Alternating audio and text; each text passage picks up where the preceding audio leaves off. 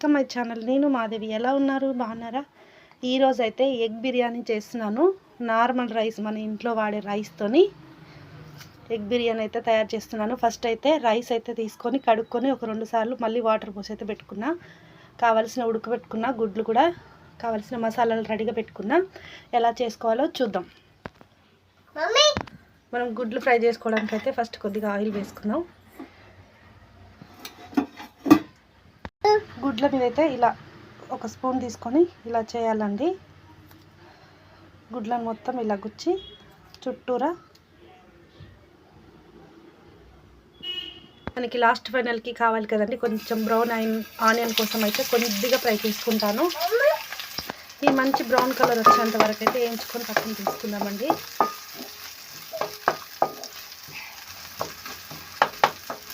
మన brown onion కోసం కొద్దిగా ఇలా ఇందులోకి అయితే కొద్దిగా సాల్ట్ వేసుకోవాలండి.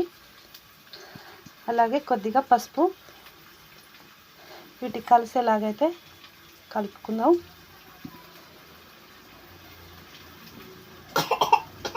చూసారుగా ఫ్రెండ్స్, ఇలా వేస్తే సరిపోతుంది. వీటిని అయితే పక్కన తీసి పెట్టుకుందాం. ఇదే ఆయిల్లో మనం ఎగ్గు కూడా వేసుకుందామండి. ఒక్కొక్కటిగా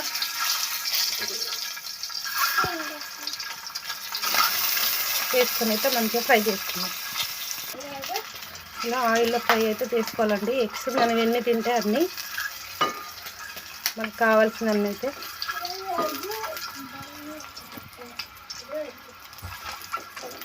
మంచి కలర్ వచ్చేంత వరకు అయితే ఆయిల్లో వేయించుకుందాం. చూసారు కదండి, ఇలా ఫ్రై చేసుకున్న వాటిని అయితే తీసి పక్కన పెట్టుకోవాలి. ఇందులోనే ఇంకా కొద్దిగా ఆయిల్ వేసుకోవాలండి. ఎగ్స్ అయితే ఇలా ఉడకబెట్టుకుని అయితే పక్కన పెట్టుకున్నానండి. ఫ్రై చేసి మనకు కాగిన ఆయిల్లో మొత్తం ఓల్గల మసాలాలు కావాల్సినవి వేసుకున్నాం.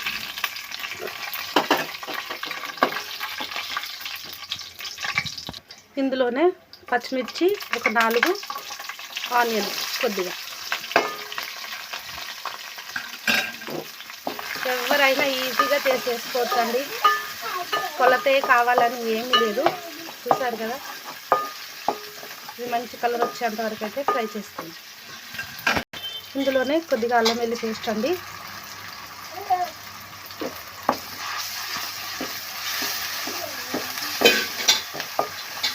ఇందులోనే సరిపడా పసుపు వేసుకోవాలండి. ఒకసారి కలుపుకుందాం. ఇందులో కట్ చేసి పెట్టుకున్న ఒక పెద్ద సైజ్ టమాటో,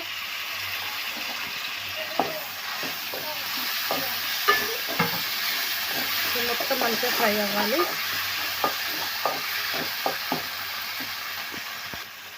కొత్తిమీర పుదీనా వేసుకున్న తర్వాత కొద్దిగా కారం పొడి,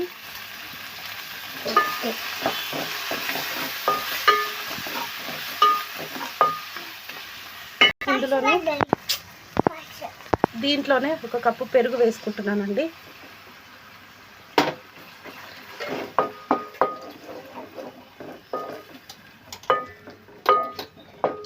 బాగా కలుపుకోవాలి.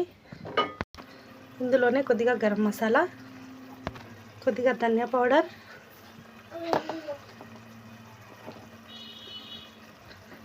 ఇందులో దంచిపెట్టుకున్న బిర్యానీ మసాలా అండి. మంచిగా మసాలా పట్టేలాగా ఫ్రై చేసుకోవాలి.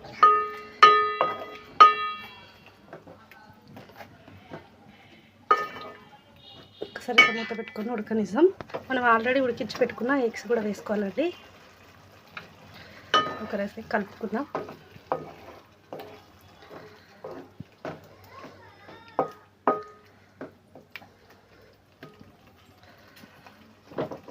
చూసారుగా ఫ్రెండ్స్, ఇందులోనే కడిగి పెట్టుకున్న రైస్ కూడా వేసుకుంటున్నాను. ఒకసారి అయితే కలుపుకుందాం.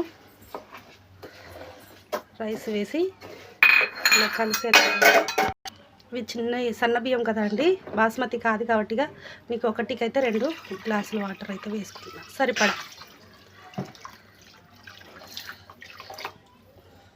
సాల్ట్ వేయలేదు కదండి, ఇప్పుడైతే సాల్ట్ వేస్తున్నాను, సరిపడా సాల్ట్.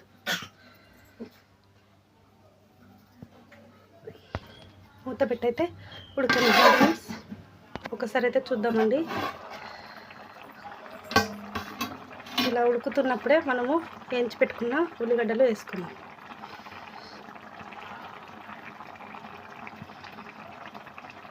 ఈ ఉల్లిగడ్డలు అందులో ఉడకడం వల్ల మంచి టేస్ట్ వస్తుంది. పైనుంచి కొద్దిగా కొత్తిమీర పుదీనా కూడా వేసుకున్నాం. ఇప్పుడైతే మూత పెట్టుకుందామండి. ఒక్కసారి చూద్దాం ఫ్రెండ్స్. చూసారుగా చక్కగా ఉడికిపోయింది. మనకైతే రైస్ ఇలా వచ్చింది. గ్యాస్ అయితే ఆఫ్ చేసుకుంటున్నా. చూసారు కదండి, ఫైనల్గా అయితే నాకు ఇలా వచ్చింది రైస్ అయితే. మీరు కూడా చేసుకొని ట్రై చేసి ఎలా ఉందో కామెంట్ చేయండి ఫ్రెండ్స్. నాకైతే ఇలా వచ్చింది రైస్.